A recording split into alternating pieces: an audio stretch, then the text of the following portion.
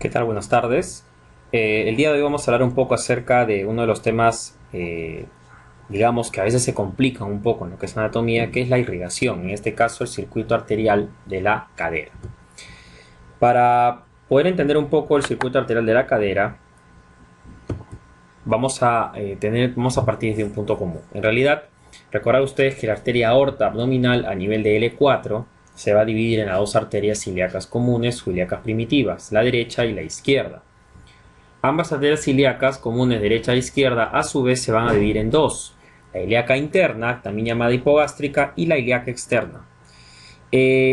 Ambas nos van a interesar desde el punto de vista tanto de miembro inferior como de pelvis. ¿Cuál es la más importante a nivel del miembro inferior? Pues la ilíaca externa. ¿Por qué?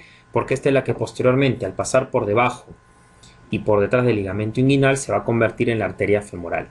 Sin embargo, la ilíaca interna o hipogástrica, que si bien es cierto es una arteria que se introduce a la pelvis y es netamente pélvica o intrapélvica, incluso es la arteria por excelencia que se encuentra en el espacio pelvis subperitoneal. Esta nos va a originar ramas que vamos a ver en el miembro inferior, como por ejemplo ramas parietales y viscerales. Las parietales son las que más nos interesan. Tenemos la glútea superior, la glútea inferior o isquiática, la arteria pudenda interna, que es la que irriga básicamente todo el piso pélvico, genitales internos y externos, la iliolumbar y la sacra lateral. Y como les había mencionado, la ilíaca externa, pues originando la arteria femoral. Esta ilíaca externa a su vez tiene dos ramas. Una es la arteria epigástrica inferior, la otra es la arteria circunfleja ilíaca profunda. La arteria circunfleja ilíaca profunda obviamente tiene que haber una superficial, y esa van a ser de la arteria femoral común ya cuando ingresa a nivel del triángulo de Scarpa, en la cara anterior del muslo. Y ahí, como lo mencionaba, la femoral origina pues la circunfleja ilíaca superficial y la circunfleja femoral es lateral y medial. En esta imagen ustedes pueden apreciar en un corte lateral visto desde adentro del lado derecho, una hemipelvis. Vemos la ilíaca común del lado derecho, originando aquí a la ilíaca externa, que si aquí pusiéramos al ligamento inguinal que va, recuerden, desde la espina ilíaca anterosuperior aquí a la espina del pubis, cuando esta arteria pasa por debajo y detrás de este ligamento e ingresa al muslo, pasa a llamarse arteria femoral común. ¿Qué rama da la ilíaca externa? Da la circunfleja ilíaca profunda y la epigástrica inferior. Aquí nos interesa más sobre todo esta, que es la arteria, o aquí mejor dicho, a este nivel sería la arteria ilíaca interna o hipogástrica, que como ustedes pueden ver todas sus ramas se originan a nivel de la pelvis. Las que nos interesan sobre todo para el miembro inferior son esta, que es la glútea superior, que va a pasar, esto es pregunta de examen, más de pelvis, pero puede ser importante, se los pueden decir en miembro inferior. Esta arteria va a pasar entre el tronco lumbosacro y el primer nervio sacro, es decir, entre tronco lumbosacro y S1. Origen radicular del tronco lumbosacro, L4, L5. Y la arteria que ustedes ven aquí, la glútea inferior, pasa entre S1 y S2. Acá ha habido un error. Bueno, o digamos una variante. Lo normal es que la isquiática o glútea inferior pase entre S1 y S2. Recuerden ustedes que la isquiática o glútea inferior nace con esta, que es la arteria. En este caso está naciendo con esta, que es la arteria obturatriz. No es lo usual. Usualmente nace con esta, que es la arteria pudenda interna. La pudenda interna es una de las arterias más importantes que van a ser estudiadas en el capítulo de pelvis, que va a ingresar hacia el piso pélvico acompañada del nervio pudendo. Ojo, se llama pudendo. Habitualmente uno dice nervio, o dicen van pudendo interno, lo cual no está bien. Uno debe decir arterias y venas pudendas internas y nervio pudendo. ¿Por qué? Porque no existe un nervio pudendo externo. Pero de todas maneras es importante recalcar que al decir van pudendo interno nos estamos refiriendo a este nervio pudendo dentro de ese paquete vásculo nervioso.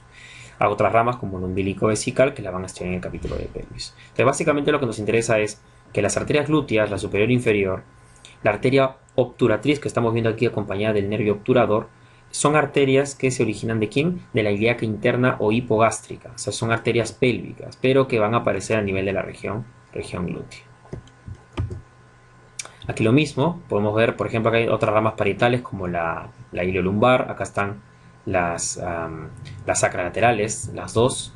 Por acá tenemos, por ejemplo, ¿no? Miren, acá tenemos la glútea inferior o isquiática, que se va hacia atrás, la región glútea, y esta es la pudenda interna. Este es el famoso tronco isquio pudendo, entre la arteria isquiática o glúteo inferior y la arteria pudenda interna, que miren cómo se va al piso pélvico, se mete al canal de Alcock, y acompañada del nervio pudendo y las venas pudendas internas. Porque es importante lo que les decía hace un rato con respecto al nombre, porque también existen las arterias y venas pudendas externas, que en este caso son ramas y o tributarias respectivamente de los vasos femorales. Entonces, por eso es que al nervio pudendo es preferible decir nervio pudendo y aparte decir a los vasos porque no hay un pudendo externo. Pues no, este es el mal llamado nervio pudendo interno, como les decía, ¿no? Acá el ligamento sacroesciático mayor. Recuerden ustedes que este mal llamado van pudendo interno sale por el agujero sacroesciático mayor e ingresa por el menor. ¿Por qué? Porque tiene que regresar a la pelvis, ¿no? Eso es importante también reconocer acá.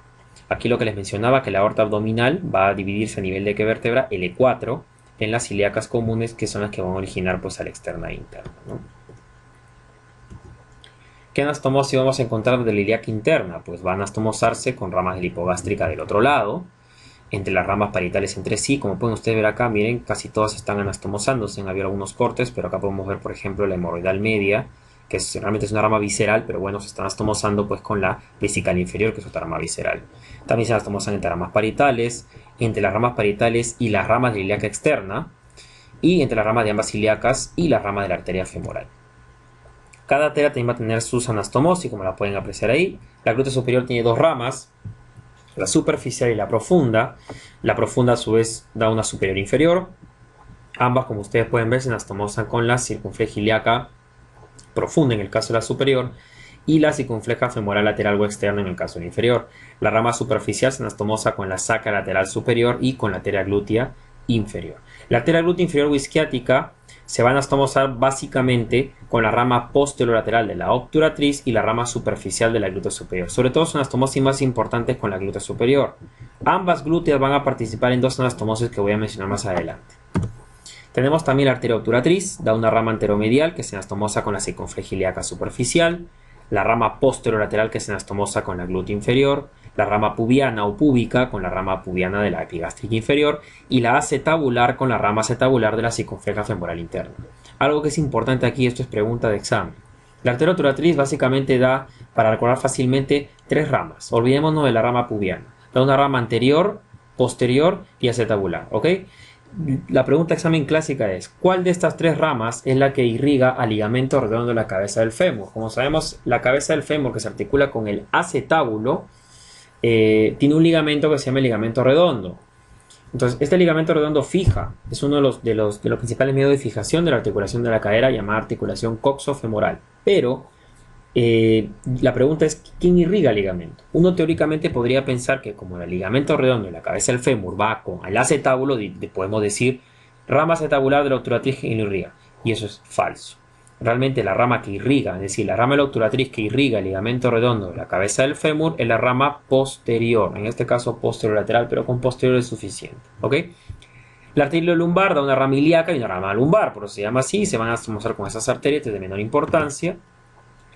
Sacrolaterales también se anastomosan, miren, con las glúteas, la epigástrica inferior básicamente con la obturatriz y la circunfleja ilíaca profunda pues tendrá que anastomosarse obviamente con la superficial, aunque no está escrito aquí, la rama profunda de la arteria glútea y de la inferior sobre todo, y la circunfleja femoral lateral.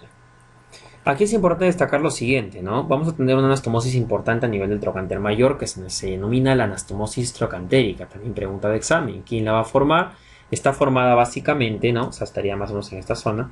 Está formada básicamente por las dos arterias glúteas y las dos arterias circunflejas femorales, tanto lateral como medial. Entonces, anastomosis trocantérica está formada por arteria glútea superior, arteria glútea inferior y las arterias circunflejas femorales, tanto lateral como medial. Y la anastomosis, que también es importante y aquí sí les he descrito, es la denominada anastomosis cruciforme.